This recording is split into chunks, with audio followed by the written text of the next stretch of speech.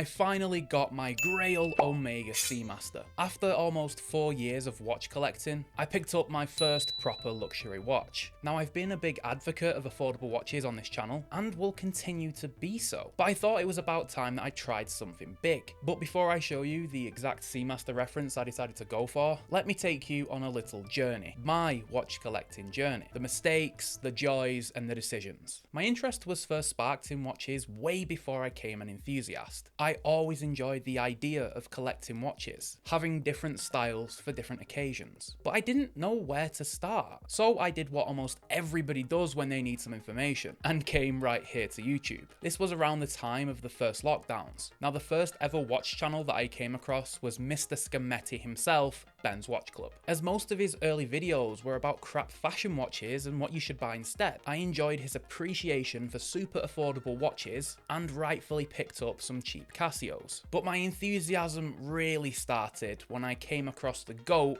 TGV. I must have binge watched almost every video he'd ever made in just a couple of weeks. His raw, unscripted, enthusiastic approach to reviewing was infectious. Everything from $100 Seikos to $5,000 Breitlings. And some of those videos definitely inspired my want for this Omega Grail. So I was fully hooked. I was armed with some knowledge on what makes a good watch and had some recommendations from some experienced enthusiasts. Over the next few years, I would buy and subsequently sell a lot of watches. I reckon I've handled around 300 watches over the past few years, maybe even more. But this volume allowed me to develop my own taste, style, and needs for my personal collection. But during my State of the Collection video just last year, I realized that my perfect collection size is actually around 8 pieces. This is my ideal amount to wear everything frequently, but still have plenty of choice. So that led to a massacre. I sold off 8, 9, 10 pieces all within a couple of months, which meant I now had a bigger budget to fill just one slot in the collection. Now, people say that you're either Team Rolex or Team Omega. I always knew that I was in the Omega boat. Their designs are just way more appealing to me. I've always preferred the Speedy to the Daytona, the Rail Master to the Milgauss, the Seamaster to the Submariner. I think that their designs are just more complete, and objectively just better watches. So I knew that my first luxury piece was always going to be an Omega. The question was, which one? The Speedy was the obvious choice, as it's the quintessential luxury enthusiast watch. But I've never enjoyed quintessential. I've always thought of it as a little bit boring, and I'm somebody who enjoys being a little bit different. Hence why I still don't have my front tooth fixed from a skateboard accident when I was 13 years old. So even though the Seamaster is a super popular watch, it's underrated by enthusiasts in my opinion. I see tons of Submariners and Black Bays, but not many Seamasters. So the Seamaster was my choice. Specifically the Seamaster Professional reference 2254.50, also known as the Peter Blake. Now, I'll cover why I decided to go for this exact Seamaster reference in a future video, so make sure you are subscribed if you want to see that. But this was undoubtedly the one for me. I did have a few decisions to make though. Quartz or automatic, 36mm or